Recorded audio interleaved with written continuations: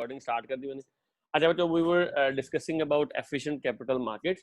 तो efficient markets की characteristic ये है कि एफिशिएंट मार्केट्स में ट्रेंड नहीं होते। लाइक सिंपली हम आज मैं ये नहीं पता लगा सकता कि कल मार्केट में जो है वो न्यूज कौन सी आएगी, और क्योंकि आज मुझे नहीं पता कि कल मार्केट में पॉजिटिव न्यूज आएगी नेगेटिव न्यूज आएगी, तो आज की बेस पे मैं कल की प्राइस प्रिडिक्ट नहीं कर सकता। ठीक है, जैसे ही नई इंफॉर्मेशन मार्केट में आएगी तो सबके लिए वो इंफॉर्मेशन एक जैसी होगी, तो प्राइसेस ऑटोमेटिकली एडजस्ट हो जाएगी। तो जो एफिशिएंट मार्केट होती है उसमें क्योंकि हम प्राइसेस को प्रिडिक्ट नहीं कर सकते, मतलब हमें ये नहीं पता होता कि कल प्राइस बढ़ेगी, कल प्राइस कम होगी या कल प्राइस ज्यादा होगी, तो इसमें ये नहीं होता कि कुछ पार्टिसिपेंट्स के पास इंफॉर्मेशन है तो उस इंफॉर्मेशन की बेस पे ना एक ऐसा डिसीजन कर लें जिससे उनको तो फायदा हो लेकिन बाकी सबको नुकसान हो। तो एक एफिशिएंट मार्केट में सबके पास इक्वल इंफॉर्मेशन होती है, और जब सबके पास इक्वल इंफॉर्मेशन होती है तो सबके अकॉर्डिंगली प्राइसिंग भी उस तरह से जो है वो सेम होती है। तो प्राइसेस जो है वो रैंडम वॉक फॉलो कर रही होती हैं इन एन एफिशिएंट मार्केट। ठीक है, फिर हमने जनरली देखा कि एफिशिएंट मार्केट में जैसे ही कोई नई न्यूज आती है, तो ये सपोज एक गुड न्यूज आई है तो प्राइस फौरन बढ़ जाएगी। ठीक है, और प्राइस अपने नए लेवल पे जाके जो है वो एडजस्ट कर जाएगी। ठीक है, लेकिन इसी तरह से हमने ये देखा कि एविडेंस हमें ये बताती है कि sometimes there is an over reaction to the good news, मतलब जैसे ही कोई गुड न्यूज आती है प्राइस पहले अपने एक्चुअल लेवल से ज्यादा चली जाती है, फिर वो आहिस्ता आहिस्ता से वापस आके एडजस्ट करती है। And sometimes there is also a delayed response. ठीक है, इसको हम अंडर रिएक्शन बोलते हैं। Sometimes there is also under reaction to good news, उसमें प्राइस आहिस्ता आहिस्ता अपने एक्चुअल लेवल पे उस तरह से एडजस्ट जो है वो करती है। ठीक है, लेकिन जो जनरल प्रोमाइज है एफिशिएंट कैपिटल मार्केट थ्योरी का, वो ये है कि जो ग्रीन लाइन है कि प्राइस को क्या है, प्राइस को फौरन एडजस्ट करना चाहिए टू द न्यू लेवल्स। ठीक हो गया। अच्छा, अब इस कॉन्टेक्स्ट में अगेन यहाँ पे कंपटीशन के कॉन्टेक्स्ट में यू पीपल नो कि मार्केट में देयर इज ऑलवेज कंपटीशन। ठीक है, और यूनिक इंफॉर्मेशन को ना लोग परचेज करने की कोशिश करते हैं, यूनिक इंफॉर्मेशन को लोग ऑब्टेन करने की कोशिश करते हैं, और यूनिक इंफॉर्मेशन इज कॉस्टली। ना सिंपली मेरे पास इंफॉर्मेशन है, मैं कोई इन्वेस्टमेंट एनालिसिस कंपनी हूँ और मैं बहुत सारी इंफॉर्मेशन मेरे पास है। ठीक है, और वो इंफॉर्मेशन एक नॉर्मल इंडिविजुअल एक्सेस नहीं कर सकता, तो मैं क्या करूंगा, उस इंफॉर्मेशन को बेच रहा हूँ। ठीक है, और जिस तरह से मैं एक कंपनी हूँ, मेरे पास इंफॉर्मेशन है, इसी तरह से और कंपनीज भी होंगी जिनके पास इंफॉर्मेशन होगी, तो परचेज करने वाले भी काफी सारे होंगे इंफॉर्मेशन को, और इंफॉर्मेशन को सेल करने वाले भी उस तरह से जो है वो काफी सारे होंगे। अल्टीमेटली ये है कि जो इंफॉर्मेशन है वो फ्लो कर जाती है, वो पार्टिसिपेंट्स को उस तरह से जो है वो मिल जाती है। स्पेसिफिकली यहाँ पे ना बड़े इंस्टीट्यूशनल इन्वेस्टर होते हैं। इंस्टीट्यूशनल इन्वेस्टर कौन से होते हैं? बड़े बैंक हैं, हमने म्यूचुअल फंड्स की बात की, लाइक पाकिस्तान में जो है वो हर बैंक के जो है वो अलग से म्यूचुअल फंड्स हैं। तो म्यूचुअल फंड जो है they can pay for the information, क्योंकि उन्होंने बहुत ज्यादा हैवी अमाउंट में ट्रेडिंग जो है वो करनी होती है। ठीक है, and they may also be indulge in insider trading. अब इनसाइडर ट्रेडिंग क्या होती है कि देयर इज सर्टेन इंफॉर्मेशन जो कि सिर्फ मैनेजर्स के पास है, जो कंपनी के इनसाइडर्स हैं उनके पास है। ठीक है, तो देयर इज ए पॉसिबिलिटी कि जो इंस्टीट्यूशनल इन्वेस्टर हैं वो क्या करें, वो कोशिश करें कि वो इनसाइडर्स से वो इन्फॉर्मेशन जो है वो ऑब्टेन कर लें और जिससे उनको फायदा हो। इनसाइडर ट्रेडिंग की पाकिस्तान में सबसे बड़ी एग्जांपल जहांगीर तरीन साहब की है। जहांगीर तरीन was CEO of A company, और उन्होंने अपने जो माली है या अपना जो मुलाजिम था उसके नाम पे शेयर्स खरीदे हुए थे, क्योंकि उन्हें पता था कि प्राइस बढ़ जाएगी। ठीक है, तो insider trading is also possible. जो इंस्टीट्यूशनल इन्वेस्टर है वो इनसाइडर ट्रेडिंग में भी इंडल्ज होते हैं, और insider trading is a crime.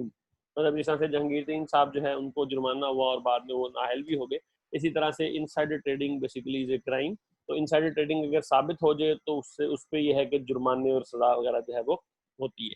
लेकिन कंपटीशन क्या करता है? Competition ensures that most of the information reaches to investor and this reflect in the stock price. मतलब अगेन इंफॉर्मेशन चाहे इनसाइडर्स के पास है, चाहे इंफॉर्मेशन जो है वो इंफॉर्मेशन कंपनी एनालिस्ट कंपनीज के पास है, वो इंफॉर्मेशन वन वे और दी अदर इन्वेस्टर्स के पास फ्लोट हो जाती है। ठीक है, और ऑब्वियस सी बात है कि जैसे ही इन्वेस्टर ट्रेडिंग करने लगते हैं, डिमांड बढ़ती है या डिमांड कम होती है, सप्लाई बढ़ती है या सप्लाई कम होती है किसी भी शेयर की, तो वो फौरन उसकी स्टॉक प्राइस में वो चीज रिफ्लेक्ट होना शुरू हो जाती है। तो हमने 3 वर्जन पढ़े स्टॉक मार्केट के।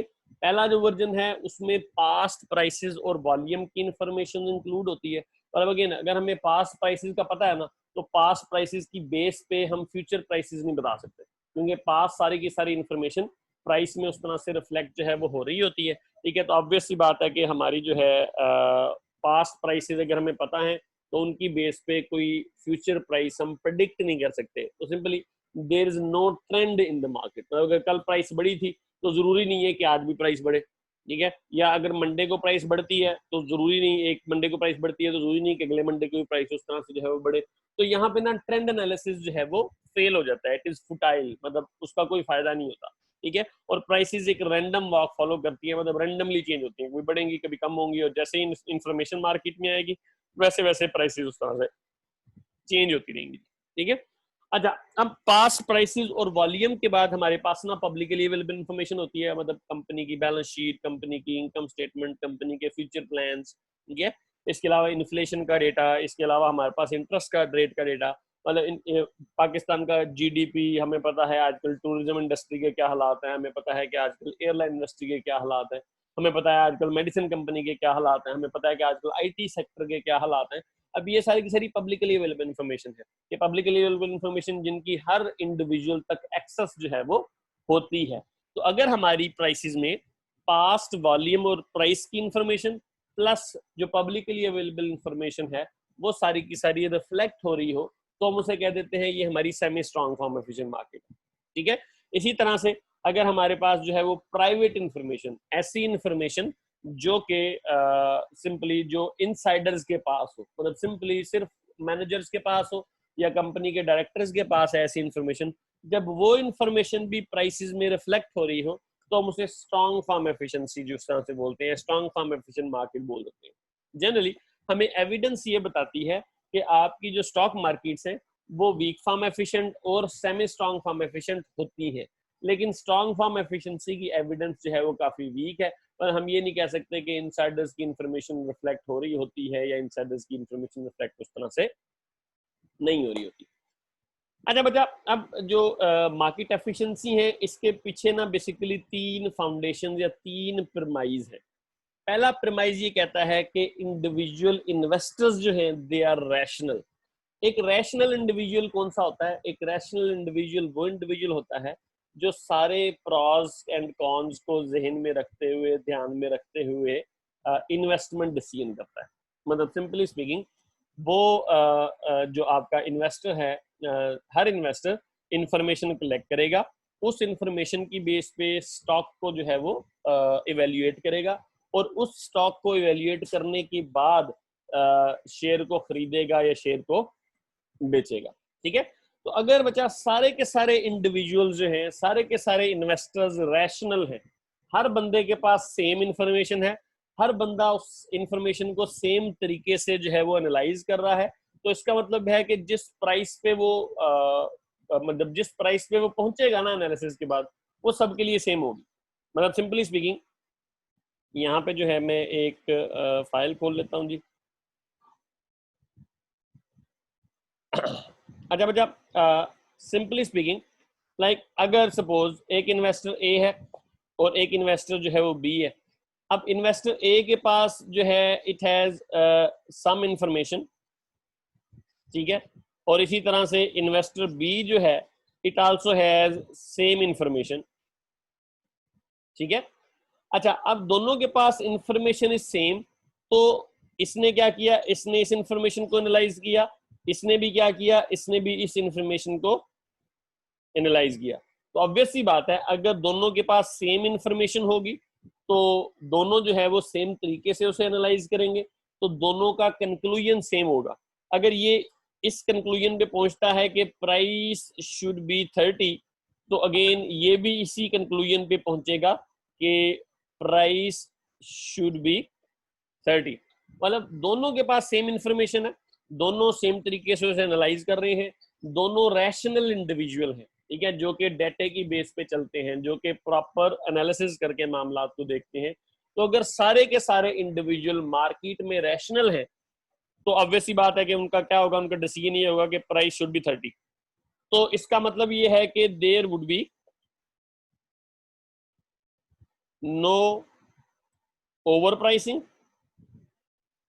मतलब प्राइस जो है वो 30 से ज्यादा कोई कोट नहीं करेगा, क्योंकि सबके पास सेम ही इंफॉर्मेशन, सेम ही एनालिसिस के तरीके हैं, and they would also be no under pricing.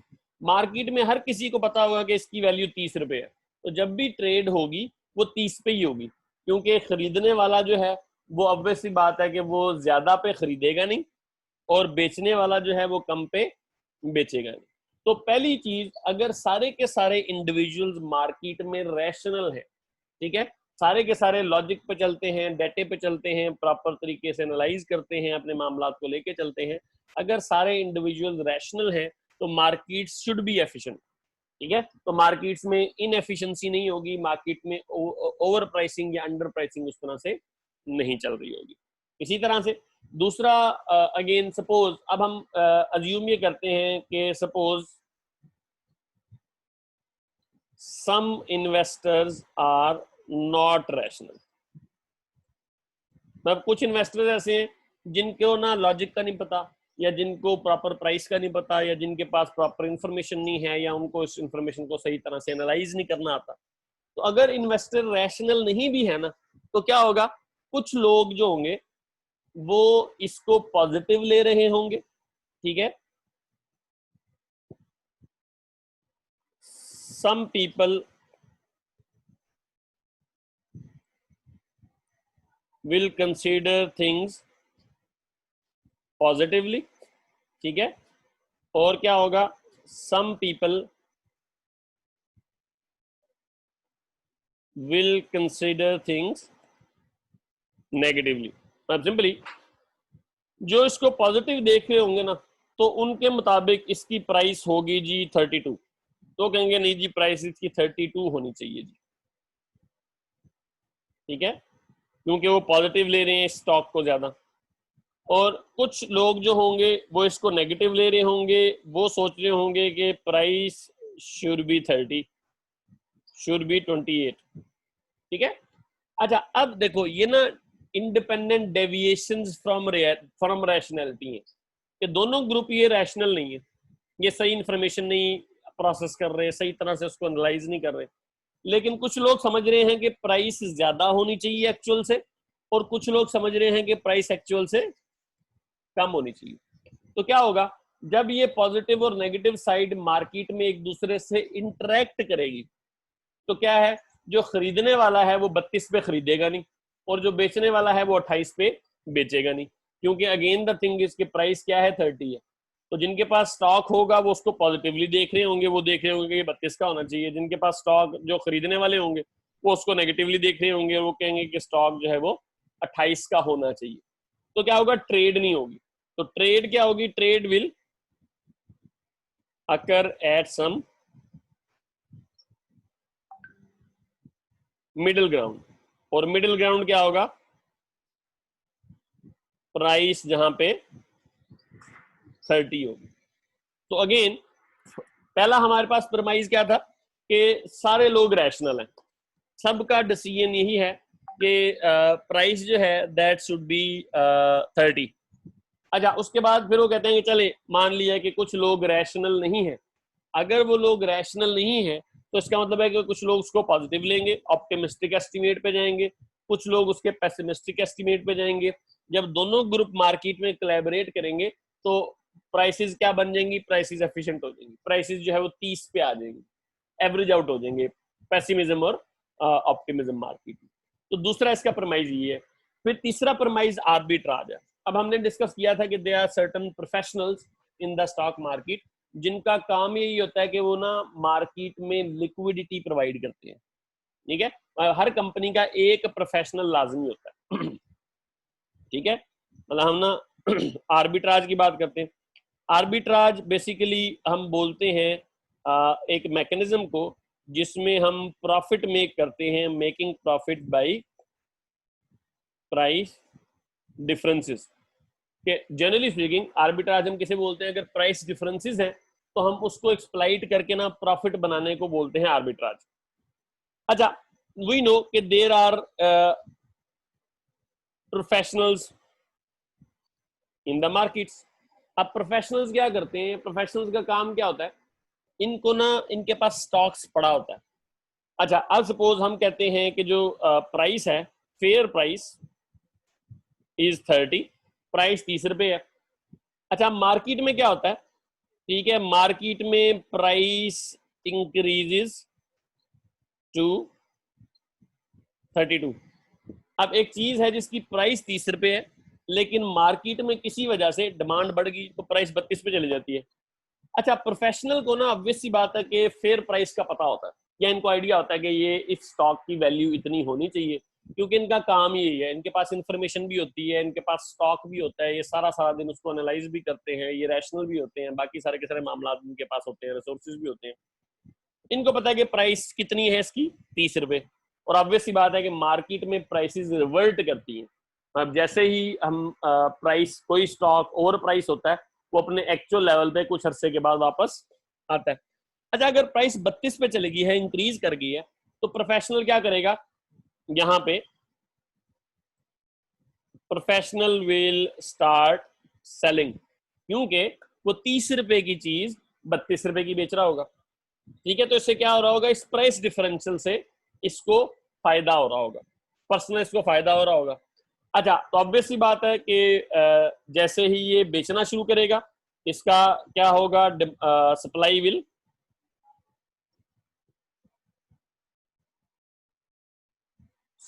Will increase, ठीक है, और क्या होगा जी, प्राइस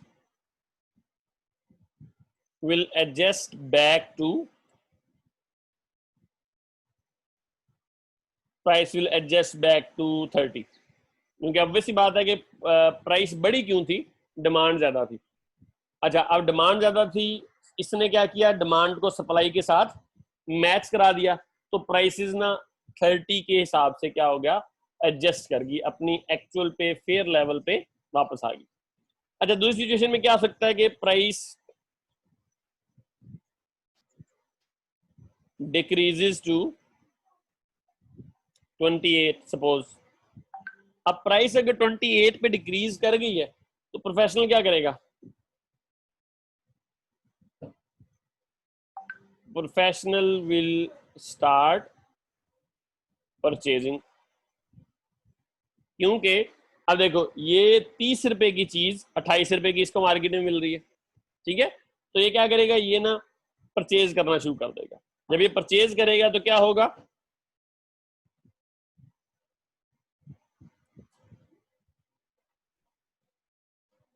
डिमांड विल इंक्रीज, और अल्टीमेटली क्या होगा, price will adjust back to 30। ठीक है, तो अल्टीमेटली देखें, प्रोफेशनल का एक रोल है, एक प्रोफेशनल है, उसका रोल क्या है, उसने डिमांड और सप्लाई को मेंटेन रखना है। ठीक है, अच्छा, डिमांड और सप्लाई को उसने क्या करना है, डिमांड और सप्लाई को उसने मेंटेन रखना है। अगर डिमांड बढ़ेगी और प्राइस इंक्रीज करेगी, वो सप्लाई बढ़ा देगा। अगर सप्लाई बढ़ेगी और प्राइस डिक्रीज करेगी, तो वो क्या करेगा, वो डिमांड बढ़ा देगा। और इसमें इस प्रोफेशनल का ही फायदा है, क्योंकि पहले सिनेरियो में क्या है, वो सस्ती चीज महंगी बेच रहा है, और दूसरे सिनेरियो में क्या है, वो महंगी चीज सस्ती खरीद रहा है।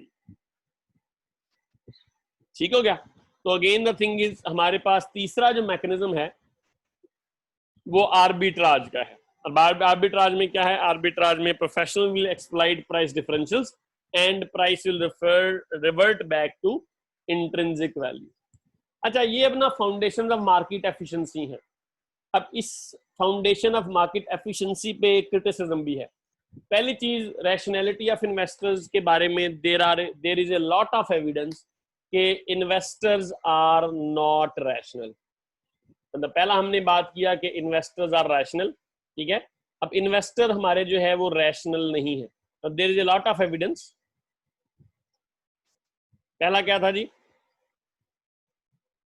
इन्वेस्टर रैशनैलिटी, ठीक है। एविडेंस हमें बताती है, evidence suggest that investors are not rational. इस कॉन्टेक्स्ट में ना there are a lot of biases जो कि कॉमन पीपल ना वाइल इन्वेस्टिंग उस तरह से फेस करते हैं। पहला बायस है जी overconfidence. sometimes people overestimate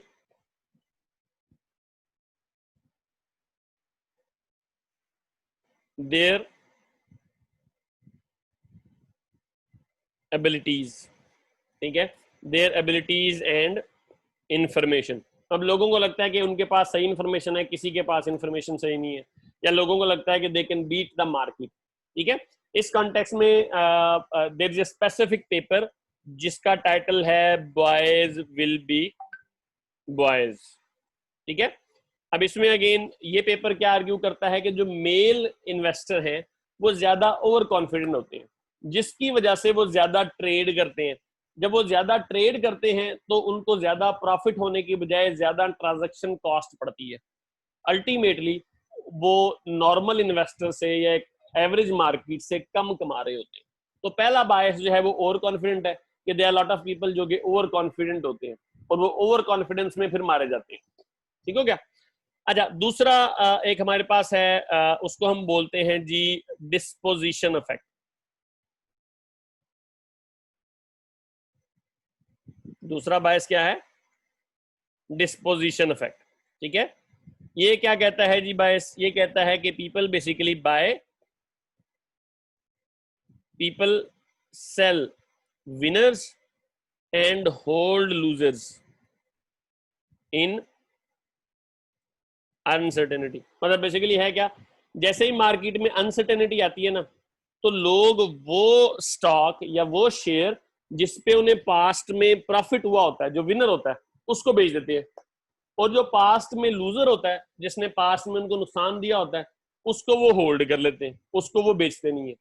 मतलब सिंपली लोग ये कहते हैं कि people have a tendency to regret over past mistakes.